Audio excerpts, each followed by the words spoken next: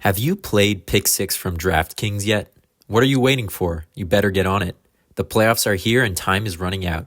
As the official daily fantasy sports partner of the NFL, DraftKings does fantasy sports like no one else. Play for better payouts on Pick 6. It's super easy to get started. Select two or more players, choose if they'll have more or less of a stat like touchdowns, yardage, sacks, and more. Pick 6 is available in most states including Missouri, California, Texas, Georgia, and more. And DraftKings is making it even sweeter for the first timers. New Pick 6 customers play $5, get $50 in Pick 6 credits. Win more cash on Pick 6. Download the DraftKings Pick 6 app and use code THPN. That's code THPN for new customers to play $5, get $50 in Pick 6 credits. Only on DraftKings Pick 6. The crown is yours. Gambling problem? Call 1-800-GAMBLER. Help is available for problem gambling. Call 888-789-7777 or visit ccpg.org in Connecticut. Must be 18 plus. Age and eligibility restrictions vary by jurisdiction. Pick 6 is not available everywhere, including New York and Ontario. Void where prohibited. One per new customer. Bonus awarded as non-withdrawable Pick 6 credits that expire in 30 days. Limited time offer. See terms at pick6.draftkings.com/promos. Episode 97 of the Habs Culture podcast. My name is Justin Schwartz, alongside Liam Baum. We talked about this on the last episode, and the Canadiens were in Montreal, lost in overtime to New Jersey by a score of 4-3. An unfortunate little sequence there in overtime, but to get that point against a Eastern Conference team in a very tight Eastern Conference wildcard seeding matchup, if you want to call it that, it was really important to get that point. Unfortunately, didn't get the 2, but we'll settle for the 1. On the last episode, we did talk about the 2 upcoming games, and we're recording this just before the Winnipeg and Minnesota games. So we won't talk about those further because we did last time. So we'll see what happens with those tonight. The Canadiens play against Winnipeg in Montreal tonight, so that should be an interesting game. Montembeault versus Hellebuyck. But we decided to come on here and do something a little bit different. We always talk about our award winners halfway through the season, give or take, and sometimes even before the season. And we put them up on social media, and we usually record an episode. But we thought it would be fun to kind of go over the awards that Liam and I differentiate in terms of opinions on these award winners, kind of debate it out a little bit and look at it from different perspectives, and then kind of just do a roundup of all the awards and the ones that we agree on, and kind of give you guys that and see what you guys have to think or what you think, and give us your comments and feedback. So that's the angle that we were going to attack today. Liam, halfway through the season, the Habs have played, if I'm not mistaken, almost 50 games, or if not 50 games now, 49 or 50 games. Yep. But aside from just the Habs and the league overall, 2024-2025 season has been interesting to say the least. We didn't even talk, and honestly, maybe we'll just start it off with this and we'll dedicate a bit of time to it because I almost forgot. Rantanen to Carolina, Taylor Hall to Carolina, Martin Nečas to Colorado, and whatever else is important in there, but we don't really care ultimately. How are you feeling about that trade, the NHL as a whole in 2024-2025, and what are you expecting for the next 30 games and the postseason? I mean, like you said, it's been a crazy year. Just in terms of everything, if you want to get into the standings, how close the wild card race is, divisional race, and then the year. I mean, it's still early in the year, but kicking it off with a Rantanen move, like who would have thought a 55-goal scorer is getting moved a month before the deadline, when he even apparently came out and said he was willing to take lower than his market value. So that's insane. Like, the trade is still mind-boggling. I can't believe Mikko Rantanen isn't a Colorado Avalanche anymore. And once again, for the second straight year, the Hurricanes get the biggest fish, if you want to say, in the pond. Last year they got Gensel for not a lot, and I think the same thing here is they got Rantanen for not nothing, because Nečas is a great player, but I don't think Nečas and Jack Drury stack up to what Rantanen brings to a team. And obviously he's going to be a huge add for Carolina, but I also want to talk about how Nečas can affect Colorado. In their first game, obviously it didn't go great, but the trade happened I think late in the night, maybe not super late at night, but the next day they had a game at 1 p.m. They end up losing that game. Nečas and MacKinnon had no points, but Nečas comes back the following game, puts up 2 assists in a big Avalanche win. But I'm curious about your perspective about this. Is Nečas is more of a passing player, I guess you'd say. He's more of a playmaker rather than Rantanen, who is a goal scorer. How do you think that's going to change the overall game of Colorado in terms of how MacKinnon and Makar are functioning? Are they going to be the ones to pick up the goal scoring, or is Nečas going to find a different side of his game? What do you think about that? It's a good question. I think there's a lot yet to be seen, considering that Nečas in Carolina was, and we've always talked about this with Rod Brindamore, but the fact that he was probably never playing over 17, 18 minutes a game.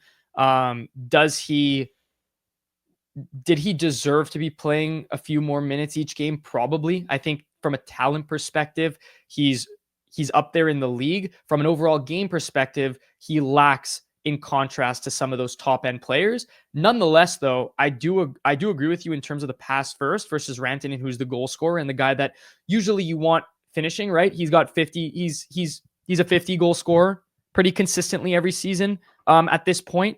But I do think that Nečas in this system is going to kind of be that unicorn that I think was not unlocked in Carolina at times. We saw throughout the season, he had 55 points in 49 games, 16 of those being goals, 39 of them being assists. 2 games so far with 2 apples. I think that ultimately he can be a 30 and 30 guy. I think he could even be a 40 and 40 guy consistently on this Avalanche team. Maybe not 40, maybe more of like a 30 and 50 guy. Like I'm trying to see, playing alongside MacKinnon, he's going to benefit. Yeah. And Makar on that power play. But I don't know exactly what to expect, but I do expect more important minutes for Nečas. I think Bednar is going to depend on him a little bit more, which is something that I think that Nečas has always wanted to take on a bit more responsibility, and I think he will benefit. Now, I do think that the trade is a little bit interesting to begin with, getting rid of Rantanen and Carolina taking him as a rental, pretty much. Like that's weird in and of itself. But I do think Nečas is going to could easily be a point per game player, if not more, on this Colorado team. But I don't know exactly where the goals are coming from. Yeah. I agree with you there. I think he can definitely be a point per game player, and I think any guy who plays with MacKinnon is going to put up points no matter what, whether that's a secondary apple or just, passing it up to MacKinnon. He goes all the way and scores. But obviously, this move increases Carolina's odds of winning the Stanley Cup, which has been, or they've always been in contention in the past 5 years, but maybe this is the move that puts them over the edge. What do you think about Colorado's chances of winning the cup after this move? Does this bring them down significantly? Does this make a change? Does this maybe even bring them up? I doubt it, but what's your perspective on that? I don't think it brings them up. I think it probably keeps them at a very similar level. Again, Rantanen's impact on the game is very, very different than Nečas's, and I don't think, and I think it's very hard to argue that Nečas brings something that Rantanen doesn't. However, I do think that probably the odds to win the cup for before and after are probably, they don't change all that much. I don't think it's like I don't know what the impact It's not a of drastic change. right. Like it is a one Little sec. technical difficulty. Okay, sorry about that. We're back now, but we were just chatting obviously about the impacts of Nečas and Rantanen on Colorado and what kind of difference that makes come playoff time. I do think Rantanen has the experience. I think he has the goal scoring capabilities. And I think ultimately he has the chemistry with that team, the team that drafted him. And he's kind of just been there throughout his whole career. And I think that he's got acclimated to that level of play, Bednar's system. I think that he'll do very, very well in Carolina nonetheless. But I think Nečas is going to bring a different dimension. I don't know necessarily if it definitely doesn't improve their odds at winning the cup, but I do think that Nečas, although people think that Colorado got fleeced, I think that Nečas, the interesting part about it is that Rantanen was saying that he was willing to take a pay cut. People are saying that he could have gotten 14 plus million on the open market, which I think is very, very valid. But at the same time, I'm curious as to what you think about Nečas's next deal, because he was signed to a 2-year deal this past offseason. at around, I think, just south of 7 million, if I'm not mistaken. And Is I it think 7 or I don't know if it was 7 or 9. no, he didn't get 9. Okay. He's not making 9, but he's making just about 7. And I think that now, what does he get on the open market come 2 years from now? I mean, he's been over point per game this year so far. He will continue to be point per game with Nathan MacKinnon down the middle and Cale Makar on the power play. Like, Yeah, what do you think? that's what I was kind of talking about with one of my friends as well. It's like if you pay 9 million for Nečas, which I think will probably be in the ballpark of what he gets because of the increase in salary cap and his production this year. But what's the difference between paying 9 mil for 7 or 8 years for Nečas and 13 mil for 8 years for Rantanen? It's just like the $4 million difference is definitely representative of the difference in production that they have. Rantanen is a 100 point plus or plus point player, is a 50 plus goal scorer, and Nečas is less than that. And I think a $4 million difference it reflects the production of and the difference between both players. And also, not to mention, Rantanen is a Stanley Cup champion with this team, is absolutely amazing in the playoffs. I think there was a stat like he had 100 and something points in 80 games in terms of his career in the playoffs. So to me, it just doesn't really make much sense that they couldn't figure out a deal considering Rantanen was willing to take less. And I just don't like Nečas getting paid like $3 to $4 million less, because that's probably what's going to happen. So that was a long answer, but just in short, I think he gets at least 9. Yeah, I agree with you. And just to look at it, by the way, the 2-year deal was at it was at $13 million total. So 6.5 Oh wow. cap hit for the next 2 years. I do think that he will, like you said, get probably close to 9 on the open market. And I do think that these next 2 years, this one to finish the season in the last 30 games and an 82 game season in Colorado will definitely affect his the contract that he gets. And if he does get in that 9, maybe even a little bit, north of $9 million, then, well, you're asking yourself, why not pay Rantanen that extra amount based on what you're getting versus taking a quote unquote shot on a guy like Nečas? Unless they see something that we don't. By the way, I think Nečas is an unbelievable player, but I don't think he compares to Rantanen in any No, in not any at way, all. shape, or form. So unless Nečas can transform his game over the next couple of years and become an absolute stud and maybe like a top 20 player in the NHL, which I don't see as being likely, then it doesn't really add up to me. Yeah, I agree. But all that to say is that another huge trade in the NHL, potentially the biggest move in the NHL. What was Rantanen making on his current contract? What's he making right now? I Currently, think it's 9 point something, 10 I'll point get to that. something. Well, anyways, Subban was making 9.5. 9.25. Okay, 9.25. Okay, so not the biggest contract move, but in terms of a player, probably the most skilled player ever moved in an NHL trade. I know there was a lot of comparisons to the Joe Thornton trade back in like 2008 or something, but in the past 15 years, this is probably the biggest move in NHL history. And for it to happen midway through the season between two cup contenders, to me that's wild, and it's just so mind-boggling to think about. And so unexpected. So Yeah. incredibly unexpected. I think the original report from Friedman was Taylor Hall to Carolina. Yeah. And then all of a sudden it was Mikko Rantanen is part of the deal. It's like, whoa, wouldn't you report it the Yeah. other way around? But anyway, yeah, look, all in all, interesting trade. I think that each team will benefit in their own ways. I think each team will reap the consequences, if you will, in their own ways. I think that Nečas will bring a certain dimension to Colorado. I think Rantanen will bring a certain dimension to Carolina. I think this is probably the best chance that Carolina has to win the cup in the last 5 years. I think the addition of Rantanen versus Gensel is night and day, and I think that any team in the past that Carolina has had has never been as good as the one that they have right now. Maybe not like depth wise, but I think in terms of talent, I think Yeah. with adding Rantanen, you're just at a different level. Look, we'll see Um, what they do. I've always been critical of their playoff success and it not being where it should be based on how they finish in the regular season. We'll see where that goes this year. but I do think he brings a different dimension to that team. It kind of puts their team over the edge as serious contenders and currently second place in that Metro division. And just to leave you guys with something to ponder on, imagine we see Colorado and Carolina in the finals, because I think that's a very possible matchup. That would be something insane. Yeah, most definitely. We'll leave it at that. Definitely a very interesting trade, fun trade, and that's kind of what the NHL is all about. And we're happy that that type of trade is happening, and it's not just these, fluff and bottom six players being moved around. But we'll move on to the theme of the episode, and that was the awards. And speaking of awards and Colorado, I guess more specifically, we're gonna start it off with the Hart Trophy. And I'll let you take the reins here, Liam. I'll let you, give a stab at who you're predicting to win the Hart Trophy for the 2024-2025 season is. And I'll let you take it from there. Yeah, so let's start it off with the Hart Trophy. My winner, back-to-back, Nathan MacKinnon. I think if he brings this team, I know the playoffs don't matter, but he's going to bring this team to the playoffs. They're going to have success.